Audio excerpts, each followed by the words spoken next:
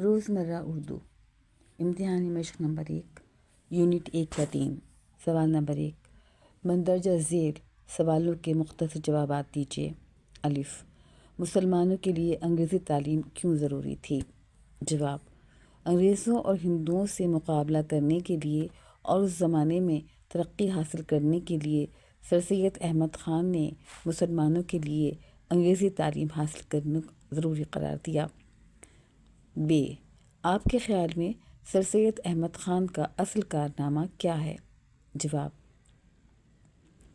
سر سید احمد خان کا اصل کارنامہ علی گڑھ میں ایک کالج کا قیام ہے جو آگے چل کر مسلم یونیورسٹی علی گڑھ بن گیا۔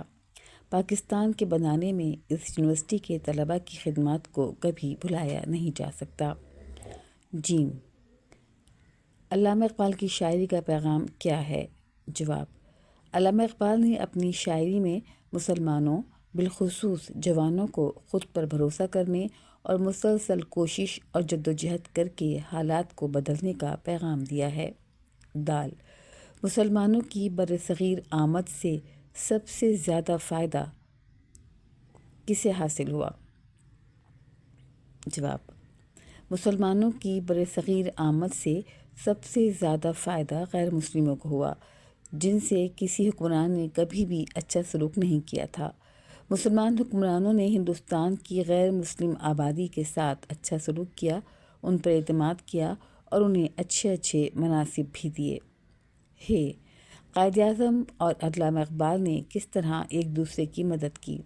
جواب قائد اعظم محمد علی جناح نے مسلمانوں کو متحد کیا اور انگریزوں سے ایک طویل دستوری جنگ لڑی، جبکہ علامہ اقبال نے ان کا ساتھ اپنی شاعری کے ذریعے دیا اور لوگوں میں ایک ولولہ اور جوش پیدا کیا، اور الہ آباد کے جلسے میں ان علاقوں کے نام تجویز کیے جن کو پاکستان میں شامل کیا جانا تھا۔ سوال نمبر 1 کا دوسرا حصہ ہے ب کوئی سے 5 جمع کی واحد لکھیے۔ اعمال عمل، حاضرین حاضر، صحابیات صحابیہ، امہات اخلاق خلق، اقوال قول۔ اچھا اسی میں پھر انہیں جمع بھی دی ہے۔ خصائل خصلت، تجاویز تجویز،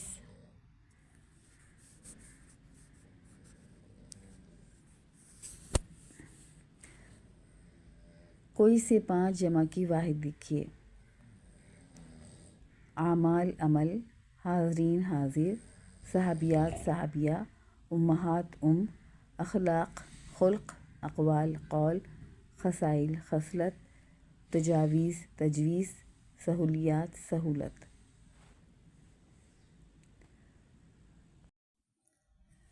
روزمرہ اردو مشق نمبر 1 یونٹ 1 کا 3 سوال نمبر 2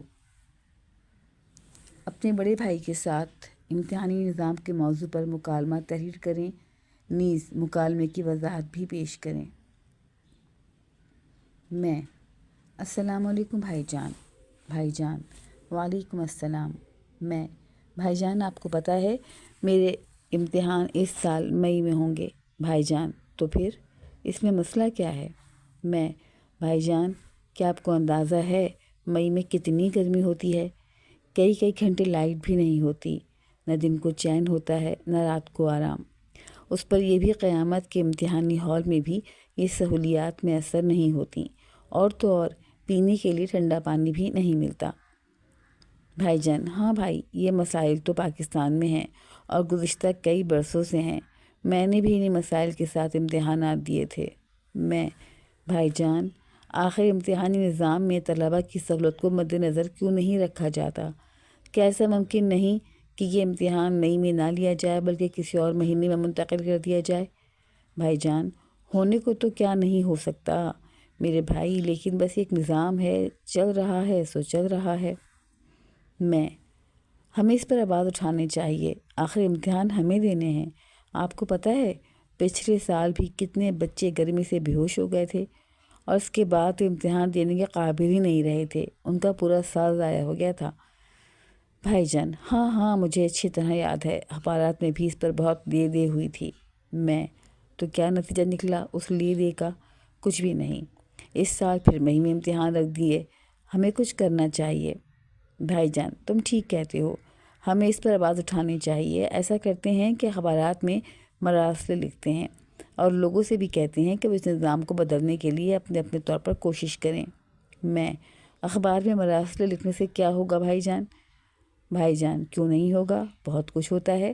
اخبارات کے ذریعے لوگوں تک بات پہنچتی ہے، اور اب تو سوشل میڈیا کا زمانہ ہے، ہم اپنی آواز سوشل میڈیا کے ذریعے بھی حکام بالا تک پہنچا سکتے ہیں۔ میں: چلیں بھائی جان، پھر کوشش کرتے ہیں کہ ہم اپنی آواز حکام بالا تک پہنچائیں اور وہ ہماری آواز سن کر ہمارے مسئلے کو حل کریں۔ وضاحت: اس مکالمے میں دو بھائی آپس میں امتحانی نظام پر بات کر رہے ہیں کہ امتحان لیتے وقت طلبہ کی سہولت کا بھی خیال رکھنا چاہیے، کیونکہ پاکستان میں گرمی کا موسم ہر سال شدید سے شدید تر ہونے لگا ہے، لہٰذا کوشش یہ ہونی چاہیے کہ شدید موسم میں امتحان نہ لیے جائیں تاکہ طلبہ کو پریشانی سے بچایا جا سکے۔ مزید یہ کہ دوران امتحان بالخصوص بجلی کی بحالی کو یقینی بنایا جائے۔ سوال نمبر 3: 1857 کی جنگ آزادی میں کس قوم کو سب سے زیادہ نقصان ہوا؟ تفصیل سے بیان کریں۔ جواب: 1857 کی جنگ آزادی تحریک پاکستان کی خشت اول ہے۔ جنگ آزادی میں ناکامی نے انگریزوں کو چراغ پا کر دیا اور انہوں نے مسلمانوں پر ظلم و ستم کے پہاڑ توڑ ڈالے۔ انگریزوں نے چونکہ حکومت مسلمانوں سے چھینی تھی، اس لیے مسلمان اور بالخصوص علماء کرام نے اس جنگ میں ہراول دستے کا کردار ادا کیا اور اسی لیے انہیں زیادہ نقصان بھی اٹھانا پڑا۔ اس جنگ میں ناکامی کے بعد سب سے زیادہ تکالیف مسلمانوں کو سہنا پڑیں۔ مسلمانوں کے ساتھ امتیازی سلوک کیا گیا اور اس جنگ کے 2-3 عشرے گزر جانے کے بعد بھی انگریزوں نے مسلمانوں کی جان بخشی نہ کی، بلکہ ان کی جان اور مال اور عزت و ناموس کے پیاسے رہے۔ جنرل نکلسن نے تقریباً 4 مہینے تک دہلی کا محاصرہ کیے رکھا۔ جنرل نکلسن تو اس لڑائی میں مارا گیا، مگر انگریز اور سکھ فوجوں نے بہادر شاہ ظفر کو گرفتار کر کے رنگون بھیج دیا۔ ان کے 2 بیٹوں اور ایک پوتے کو گولی مار دی گئی اور یوں مغل حکومت کا بھی خاتمہ ہو گیا۔ دہلی پر انگریزوں کے قبضہ ہو جانے سے ہر جگہ جنگ آزادی کی رفتار مدھم پڑ گئی۔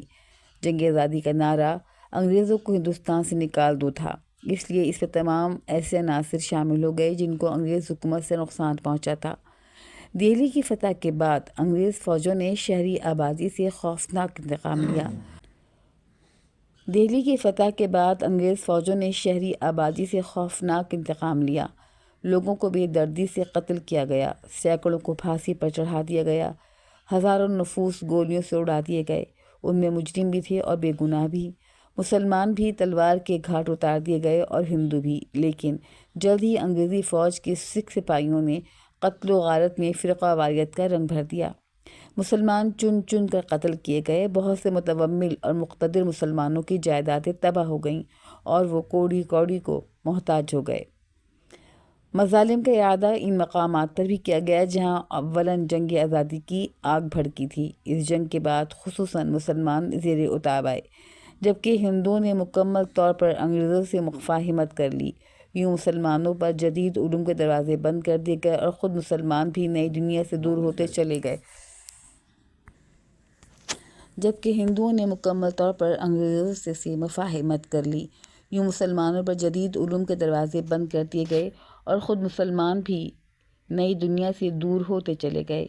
اس جنگ آزادی میں ہندو اور مسلمان مل کر ہندوستان کے لیے لڑے، لیکن اس کے بعد انگریزوں کی سازش اور کچھ ہندوؤں کے رویے کی وجہ سے مسلمان اور ہندو الگ الگ قوموں کی صورت میں بٹ گئے۔ اس جملے کی سبق کے حوالے سے تفصیل سے وضاحت کریں۔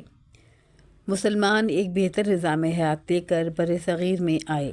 جواب: حوالہ سبق: یہ جملہ ہماری درسی کتاب روزمرہ اردو کے سبق یوم آزادی سے لیا گیا ہے۔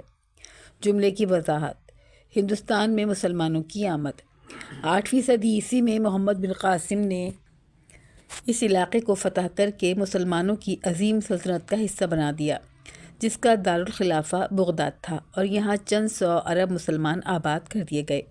ان کے اخلاق اور حسن سلوک کو دیکھ کر مقامی آبادی نے اسلام قبول کر لیا۔ اس طرح برصغیر میں اسلامی معاشرے کی بنیاد پڑی۔ مسلمان ہندوستان پر تقریباً 1000 سال تک حکمران رہے۔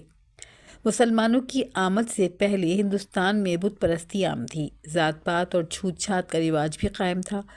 ایسے میں مسلمان ایک بہتر نظام حیات لے کر آئے۔ وہ ایک خدا کے ماننے والے تھے اور تمام انسانوں کو ایک دوسرے کے برابر سمجھتے تھے اور ایک دوسرے کا بھائی مانتے تھے۔ اسلامی تعلیمات کو صوفیہ اکرام نے اس طرح پھیلایا کہ مقامی لوگوں نے بڑی تعداد میں اسلام قبول کر لیا۔ مسلمان حکمرانوں نے بھی ہندوستان کی غیر مسلم آبادی کے ساتھ اچھا سلوک کیا۔ انہوں نے غیر مسلموں پر اعتماد کیا اور اپنی حکومتوں میں انہیں اچھے مناصب دیے۔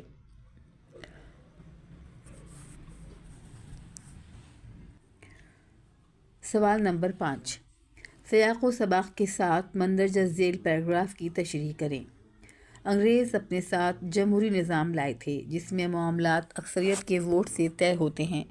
ہندوستان میں اکثریت ہندوؤں کی تھی۔ اس کے معنی یہ تھے کہ انگریزوں کے چلے جانے کے بعد مسلمانوں کو ہندوؤں کے رحم و کرم پر زندگی بسر کرنی پڑتی۔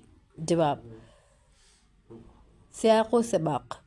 یہ پیراگراف ہماری اردو کی کتاب روزمرہ اردو کے یونٹ 2 یوم آزادی سے لیا گیا ہے۔ اس کے مصنف پروفیسر نذیر صدیقی ہیں۔ تشریح: مندرجہ بالا پیراگراف میں حکمرانی کے طریقے جمہوریت پر روشنی ڈالی گئی ہے۔ انگریزوں کی آمد سے قبل ہندوستان میں بادشاہت قائم تھی اور مسلمانوں کی حکومت تھی۔ مسلمانوں نے تقریباً 1000 سال ہندوستان پر حکومت کی، جبکہ ہندو ہمیشہ مسلمانوں کے زیر نگیں رہے۔ یہاں تک کہ جب انگریزوں نے ہندوستان پر قبضہ کیا، اس وقت بھی ہندوستان پر مغلیہ حکمرانوں کا راج تھا اور بہادر شاہ ظفر ہندوستان کے بادشاہ تھے۔ انگریزوں نے اپنی چالاکیوں اور عیاریوں سے اقتدار مسلمانوں سے چھین لیا تھا۔ مسلمان اور ہندو ایک ساتھ رہنا نہیں چاہتے تھے، لیکن انگریز چاہتے تھے کہ ہندوستان تقسیم نہ ہو بلکہ یہاں جمہوری نظام قائم ہو جائے۔